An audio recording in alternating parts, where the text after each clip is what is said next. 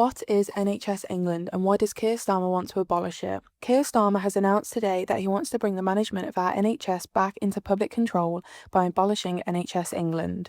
Now, when we're talking about NHS England, we're not talking about our actual health service. We're talking about the specific arm's length body that makes decisions about our NHS alongside the Department of Health and Social Care. It was introduced by the Tories in 2012 and has led to layers and layers of bureaucracy in our NHS, as it costs the taxpayer more and more but delivers less and less. At the moment, NHS England has teams that do basically the same thing as teams in the Department of Health and Social Care, so taxpayers are essentially paying for the same thing twice.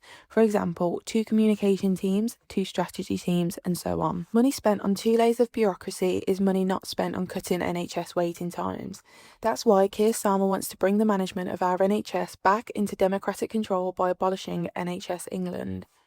So instead of your money being spent on those layers of bureaucracy that slow things down, Keir Starmer wants to spend the money on more nurses, doctors, operations and GP appointments.